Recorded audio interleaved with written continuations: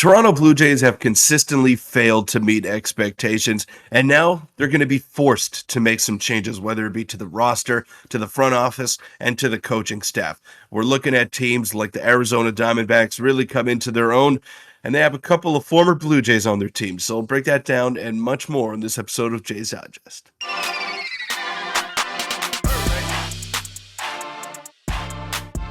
What's up, Jays fans? I'm your host, Peter Vryonis, alongside host Nick Gosse. Now, the Toronto Blue Jays are in a very peculiar spot because they're not a bad team. They're actually a pretty good team, and they've had some success over the years in the regular season. But when it matters most in the playoffs, they're nowhere to be found, and then they're home in 2 games, and then they're pondering all offseason long what's going to happen. So now they need to make some changes. They need to figure some things out on the coaching front, on the player front as well, maybe even on the front office front. So I look, the Blue Jays need to do something. They need to shake up the pot here and really get something going in the offseason, because what they have right now is just not good enough to get to where they ultimately want to be. Yeah, I mean, we haven't won a playoff game since 2016, and there haven't really been huge changes besides last offseason. Before we get into all this, make sure to hit the subscribe button. We're on the road to 10,000. About 70% of you guys aren't subscribed, exactly 73%. So that would mean a lot to us. Now, Peter, let's just get into it. There's a couple articles I'm going to reference here, and there's also just a couple things in general that we're going to discuss about some potential moves you want to see the Jays make, because you've said it before many times on our videos. The Jays cannot run it back with a team that's very similar to the one they had last year, or at very least a lineup. So if you tuned into our video yesterday, you saw a little tidbit of this article. I'm going to bring it right back up here because it transitions very, very well into our video right now. How does this team make the jump from playoff contention to actual World Series contenders? In other words, from a good team to an elite team. This question was asked to a Blue Jays writer and reporter, I believe Kate McGraw. She said, in August, I wrote an article about how the Jays had built a pitching staff that was well-equipped for the postseason, and while their defense was also ranked first all year long, pitching and defense win in the postseason, and the Blue Jays had that, but the missing ingredient was power and clutch hitting. Now, Peter, this is going to be the story of the show here for this video. Is we have our starting pitching, and most of the core remains the same with the starting pitching, aside from Hyun-Jin Ryu. Maybe he can be replaced by Alek Manoah, maybe he can be replaced by someone else. But hitting is kind of the big thing here. And our hitters underperformed a lot last year, so we'll also can maybe get in a couple coaching changes. But ultimately, I think we need a power hitter. We'll have a couple guys, which I'll bring up here in a couple minutes. But we need a power hitter or two, and then we need maybe a coaching change adjustment just to be, able to hopefully turn some of our former great hitters back into those great hitters. Yeah, well, the pitching and defense is great, and it's going to remain great next year. So that's why there's no reason to just blow it all up if you're the Toronto Blue Jays. You have the foundational pieces there, and on paper, your offense should be very good. Vladdy and Bo are superstar hitters, or they're supposed to be, but they haven't necessarily been that over the course of full seasons over the past 2 years here. I know Bo, his numbers look great by the end of the year, but we remember in 2022, he had one good month, and that propelled him into the MVP conversation. And same thing with Vladdy. He had maybe a hot streak every now and then. He finished with decent counting stats, but nowhere near Vladdy-type production. So until those guys, alongside George Springer, just start to be better, I mean, the Blue Jays aren't going to go too far, because I don't know what upgrades are out there on the free agent market apart from maybe Cody Bellinger, and that's the number one guy, So if the Jays don't get him, the guys that are in-house are going to have to be better alongside those other additions that they do get in the free agency market or the trade market. So it's going to be interesting to follow, but yeah, you need an upgrade in-house, and you need someone to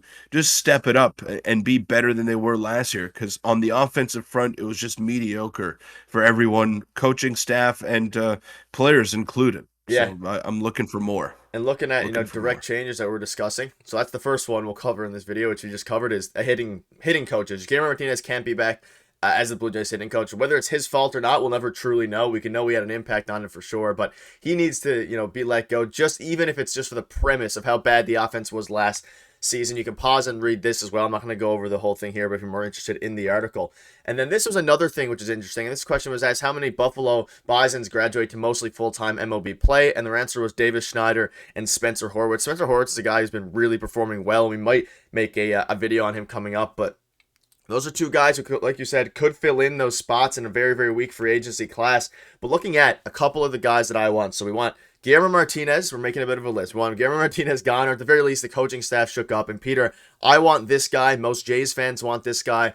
Obviously, he's not a great defender, but at this point, he just fits exactly what the Blue Jays need: power. He put up a 1.8 WAR last year, a 128 OPS plus, 36 home runs. He'd fit right into the middle of the order. He can, he can take over the DH spot, maybe even primarily from Brandon Belt, who's most likely going to retire and not be back with the Blue Jays. And then you also can throw him in the outfield. He's not horrible in the outfield. He's pretty bad, but he can hold his own to a degree, and he hits for absolute nukes. He's hit for power his entire career. This is not an anomaly season. He had a very good season last year, but there is no reason that I do not want Jorge Soler in a Jays jersey unless he just doesn't want to come here.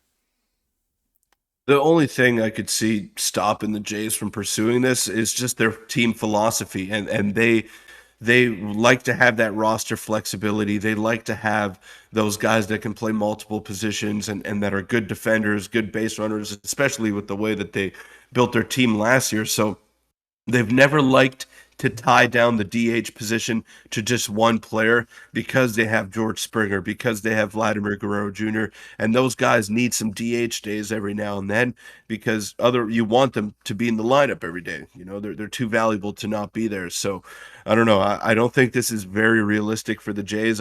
They don't tend to go for guys that just primarily DH. The one guy that I want, though, is Cody Bellinger, and that's the guy that we've been clamoring for, Nick, in the past couple of videos here.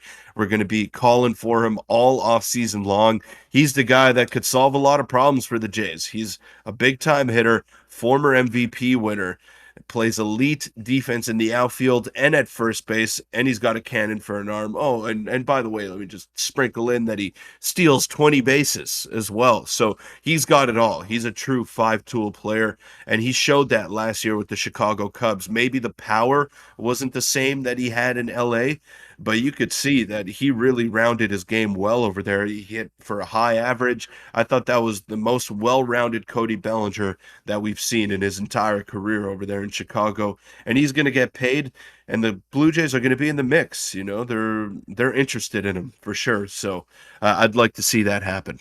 Yeah, and you might be right. I'm hoping, and I'm just kind of praying they make a bit of a change to their philosophy, considering it hasn't worked in 8 odd years. So I'm happy with either one of Jorge Soler or Cody Bellinger. Cody Bellinger is obviously a better fit for versatility. He's a lefty, he can play way better defense, but he will cost a lot more than Jorge Soler will. So one of those two I'll be happy with if we can finish, this particular section here. And one final quick thing I will mention, and I want you guys to let me know in the comment section who you would prefer out of these guys, is one of the bullpen guys and starters. So we have Hyun-Jin Ryu, and then we have Jordan Hicks and Josh Hader, who is also a free agent at the end of the year. Now, if you're the Blue Jays, you have Jordan Hicks here. Reports have came out that the Jays are not going to be likely to re-sign him, so that's a little bit unfortunate. And Josh Hader, I think, is also a little bit very unlikely to sign with the Blue Jays, so maybe they work on that bullpen from within. You have Ricky Tiedemann coming up. You still have guys like Yasser Zuleta in the pipeline, so it's going to be interesting to see what they do, along with Hyun-Jin Ryu in that fifth starter spot, which I think is going to be ultimately tied down by Alek Manoah and a couple other guys. But let us know what your thoughts are on this video in the comment section below. We kind of highlighted 3 changes that we want the Jays to make this offseason. It's going to be a little bit of a wild one, Peter, and I wouldn't be surprised if they don't make any of these big changes that we're hoping for. But last year they did make some major splashes, so hopefully they can go ahead and do that. But thank you guys for watching. If you want to check out our video from yesterday, click the button on your screen right now. We'll see you guys tomorrow.